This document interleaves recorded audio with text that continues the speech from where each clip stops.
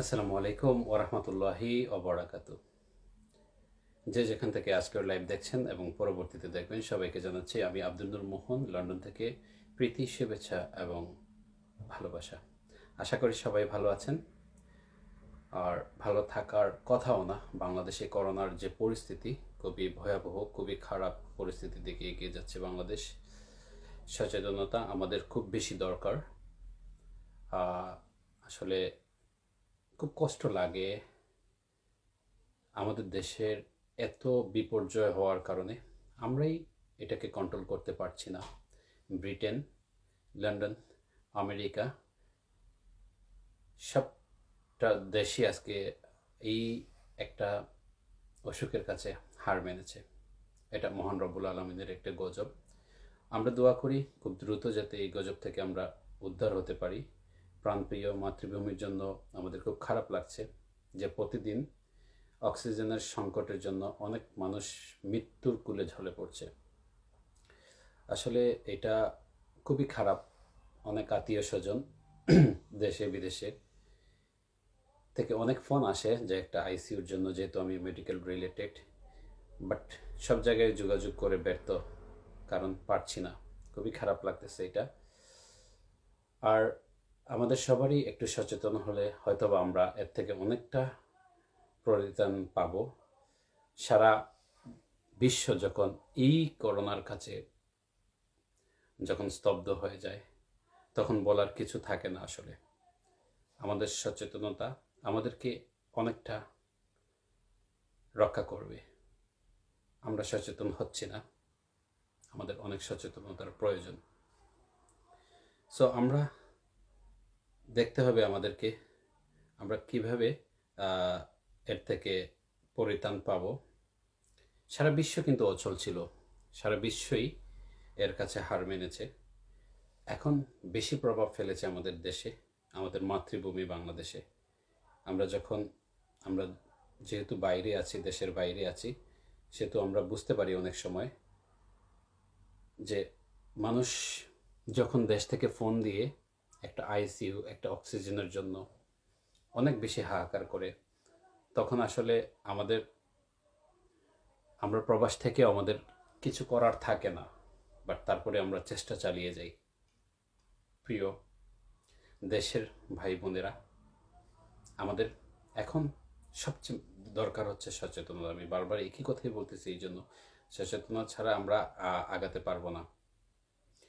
আমরা যারা বাহিরে, যারা বিশেষ করে ব্রিটেনে ছিলাম, যখন আমাদেরকে এই আঘাতটা আমাদের দেশের যখন প্রথম আঘাতটা এনেছে, তখন কিন্তু আমাদের গভর্নমেন্টও এটা অনেক হিমশিম খেয়েছিল।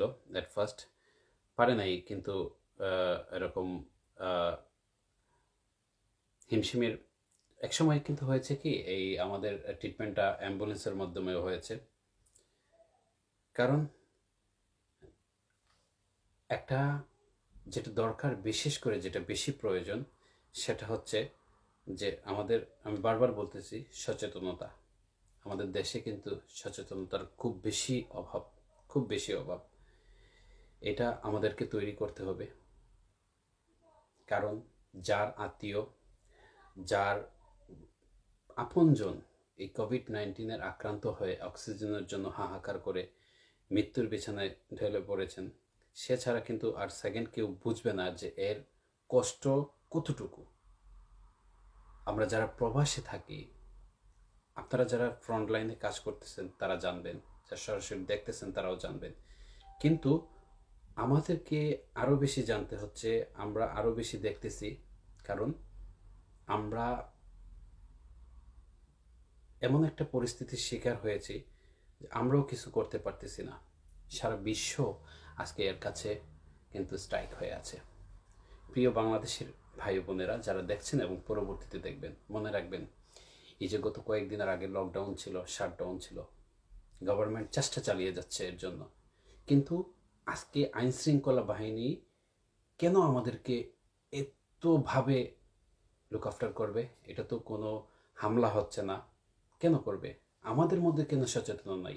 আপনারা দেখেছেন কোরবানি পশুর হাটে শপিংয়ে, মার্কেটে 50% মানুষের মুখে মাস্ক নেই, এবং যাদেরও আছে, যে 50% আছে তাদের মধ্যে 80% মাস্ক হচ্ছে আপনার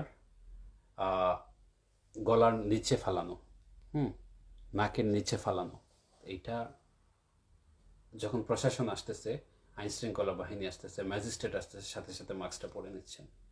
এই সচেতনতা কেন আপনার নাই? আপনি হয়তো ইয়ং, আপনার ঘরে হয়তো বয়স্ক মা বাবা, ছোট বাচ্চারা আছে, কিন্তু সেটা তো আমাদেরকে মানতে হবে। ওদের সেফটির জন্য আমাদের কন্ট্রোল করতে হবে, আমাদেরকে সেফ থাকতে হবে, আমাদেরকে সবসময় সেফ জোনে থাকতে হবে। এখন কে কি করলো সেটা দেখার বিষয় নয়, কোন দল কি করলো সেটা দেখার বিষয় নয়, আমাদেরকে সচেতনার সাথে এটার যুদ্ধ, এই মোকাবেলা করতে হবে।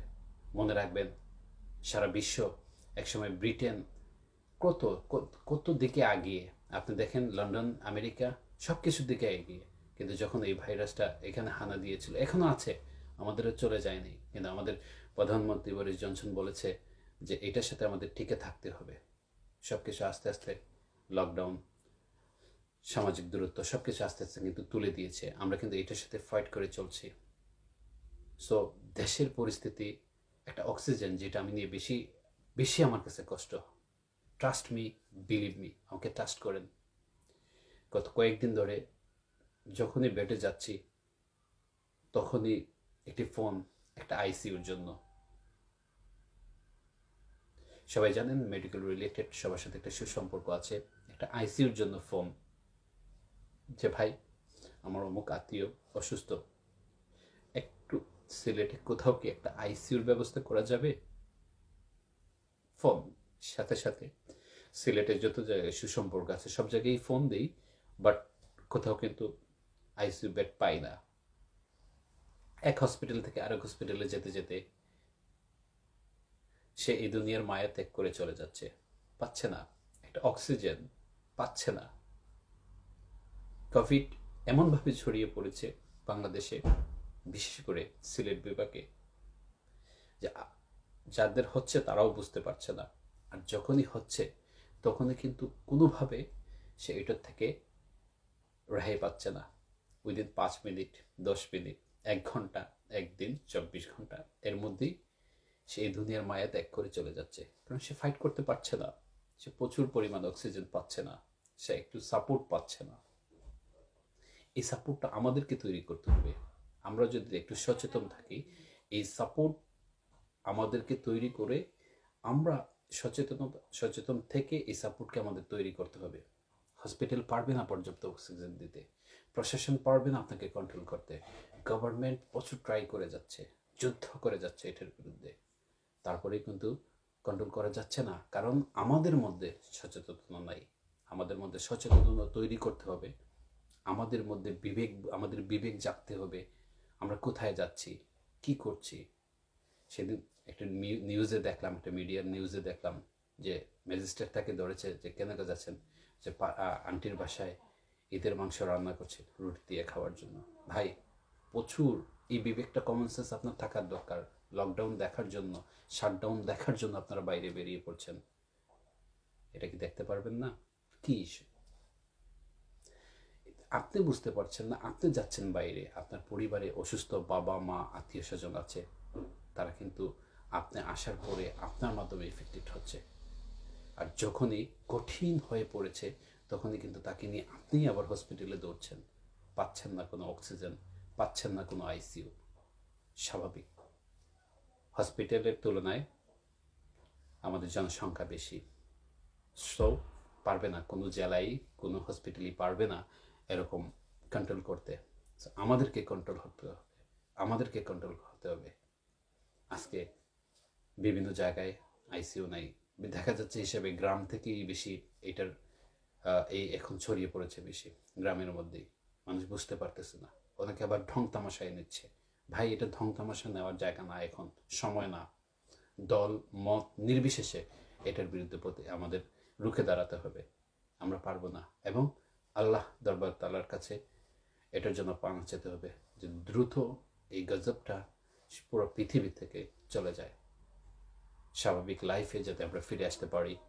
এটা আমাদেরকে প্রচুর যন্ত্রণা, প্রচুর বেদনা দিচ্ছে।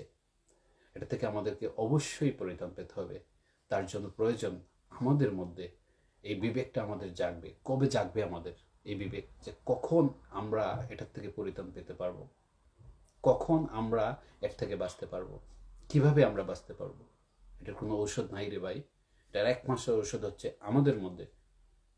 এই যে গভর্নমেন্ট লকডাউন দিচ্ছে, শাটডাউন দিচ্ছে, আমরা কি মানছি? কেন রে ভাই আজকে পুলিশ আমাদেরকে জিজ্ঞাসা করবে যে বাইরে কেন গেছি? কেন জিজ্ঞাসা করবে?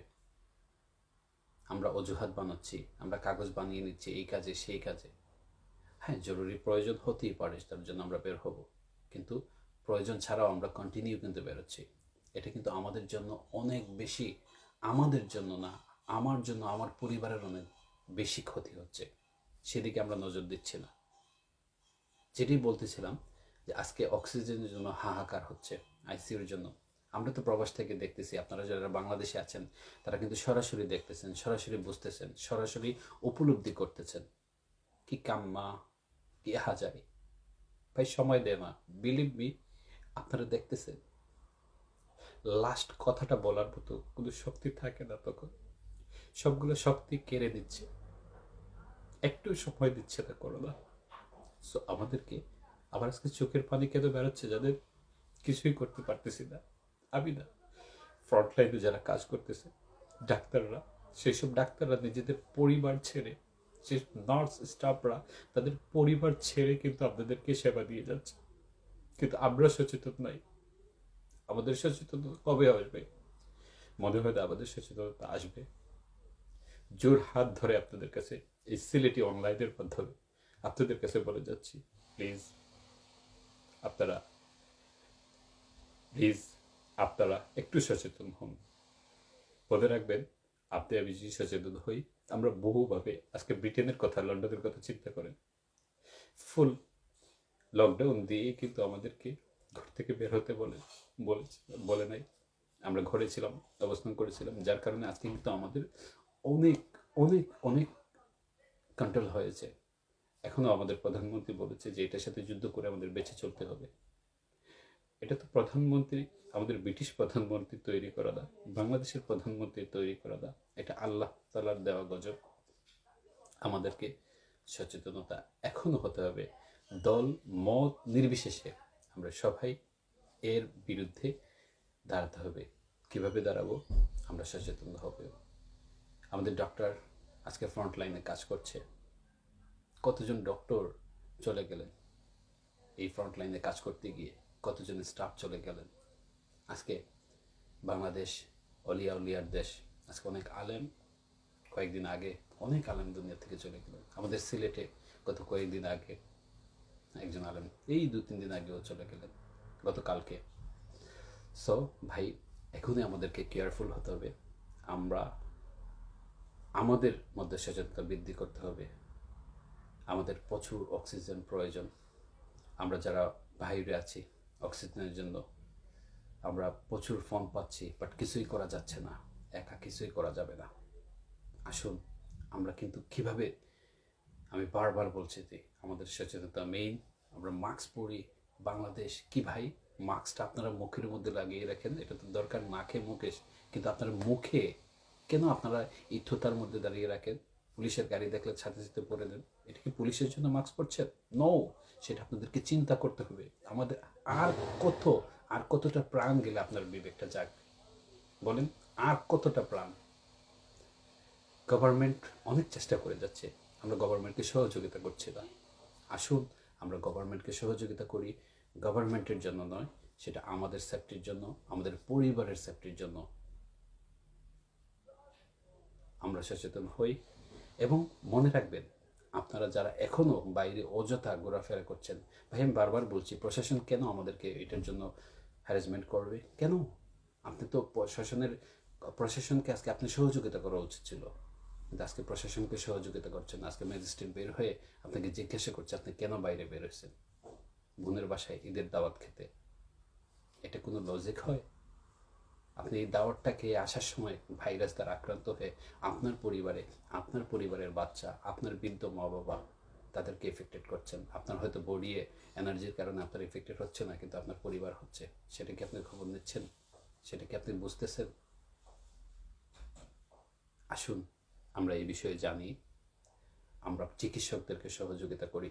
অনেক জায়গায় হসপিটালে কিন্তু ভাঙচুর হচ্ছে, ডক্টরদেরকে দায়ী করা হচ্ছে। ডক্টররা এই সমাজের বর্তমানে এখন কিভাবে কাজ করে যাচ্ছে তাদের ফ্যামিলি ছেড়ে।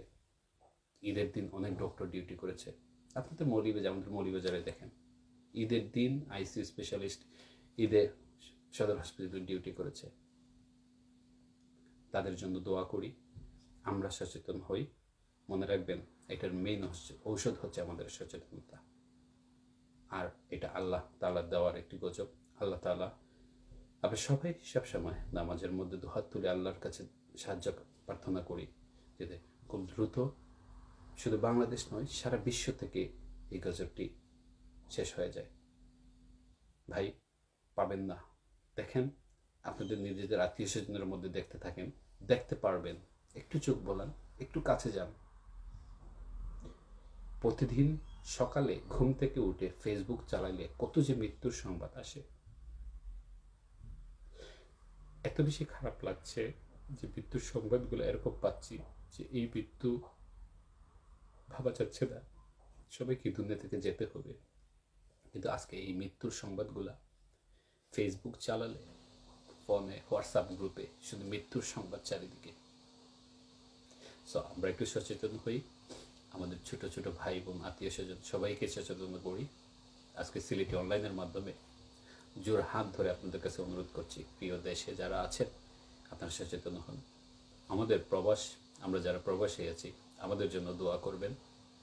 মনে রাখবেন, যখন প্রবলেমটা চলে আসবে তখন কিন্তু আমরা কেউ সলভ করতে পারবো না, পারছি না। আমাদের উচিত আমাদের সচেতনতা।